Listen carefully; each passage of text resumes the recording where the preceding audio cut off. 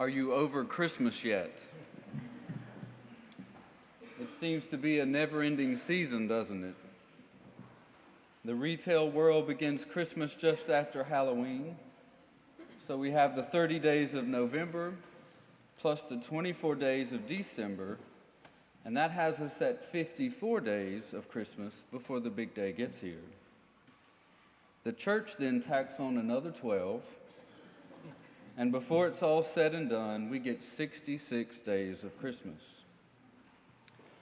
It may be of interest to note that in much of the Christian world, it is the feast of the Epiphany that begins the extravagant liturgies, the songs, the food, the gift-giving, so we could conceivably have yet a ways to go. Don't get me wrong, I do love this time of year. I love hearing the stories from my nieces about where the elf on the shelf has manifested himself. I love the gift exchanges and the regifting parties that follow. Christmas Eve services, all the great food, even the leftovers. But on December the 26th, I'm usually ready for spring. Unfortunately, the wise men come at the very end, after we've grown weary of Christmas, and I think we often miss the significance of their arrival. At my home parish, there was a tradition of putting the creche at the front of the church and placing the wise men and their camels somewhere at the back of the church. Each week they would inch closer and closer to the creche, and when they finally got there on January 6th, or the Sunday closest to it, I usually perceived the unspoken feeling of, enough already. Hurry the wise men along so we can put up the last vestiges of Christmas decorations. But as is common in the Christian liturgical tradition, some of the most profound readings come to us on the Sundays that follow the main event. Usually these Sundays are referred to as Low Sundays. Remember doubting Thomas, whom Jesus invites to place his hands in his wounds after the resurrection. An amazing story read on the second Sunday of Easter, which recounts to us Thomas' realization of the resurrection.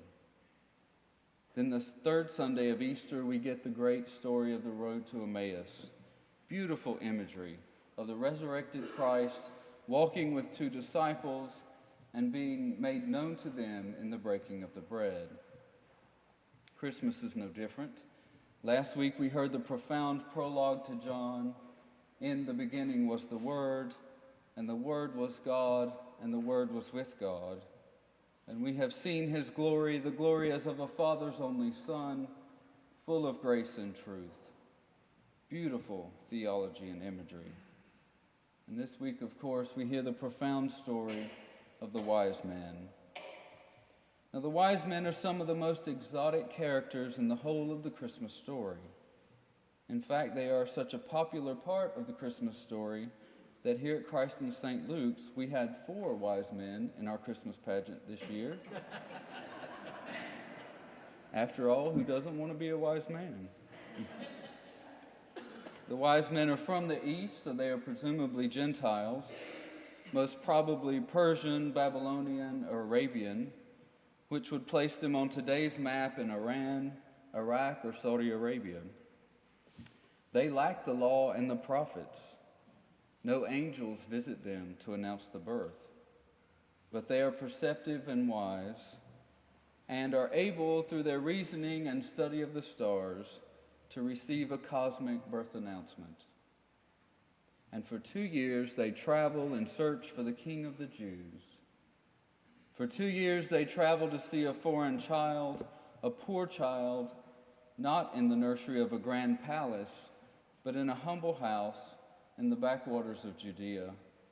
A child whose destiny is written on the whim of dreams and stars. And for 2 years they travel and search with no guarantee that he and his family will be there. And even when they do arrive, they find that Mary and Joseph are about to pack up the house to move to Egypt. There they find a poor king who is on the run, whose fragile life is threatened by the authorities who want him dead. Yet there was something so profound about the presence of that fragile life that upon entering the house, those silk-covered knees reflexively hit hard, coarse ground. As Matthew tells us, these men fell down and worshiped Jesus. These wise men do something very profound for us here at the end of the Christmas season. When we're sweeping up Christmas tree needles and anxiously awaiting warmer weather and longer days, these wise men give us permission to take our time getting to Bethlehem. They teach us to savor the journey. Fred Craddock tells this story of someone who took her time getting to Bethlehem.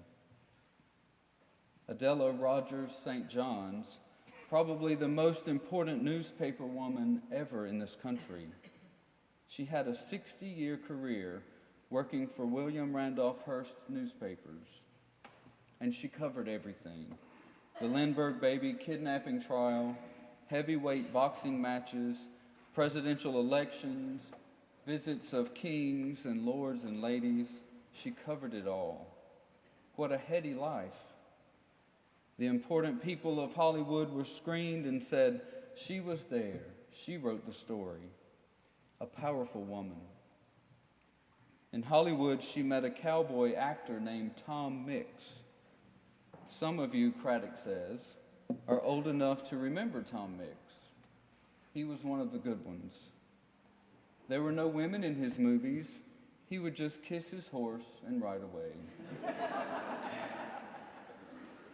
Tom Mix from Dewey, Oklahoma, a real cowboy, went to Hollywood to make westerns. Adela Rogers St. John's didn't know who he was, really, but she loved to hear him recite Shakespeare. He was a Shakespearean scholar who would memorize lengthy passages. And she said, "I have never heard from the public stage anyone who moved me like Tom Mix." One day she was talking to him, and she was about 75 years old when she told this story. She said, "I was talking to Tom Mix, and we were discussing religion, and I didn't really have anything to do with religion." "Do you believe in God?" he asked. "Well, I don't know, probably not," as she shrugged her shoulders. And Tom Mix looked at Adela Rogers St. John's and recited 2 lines from an Ezra Pound poem. "I have seen him eat from the honeycomb since they hanged him on the tree."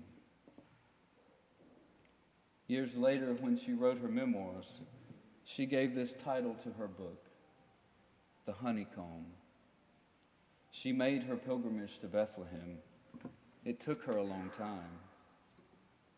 For many of us, the journey takes a long time, so don't get impatient. And don't stop the journey just because the Christmas decorations are put away and Easter is around the corner. The realization that God took on our flesh in the person of Jesus Christ is a profound realization. Roads change, dreams change, lives change. Profound realizations take time. Take your time. Amen.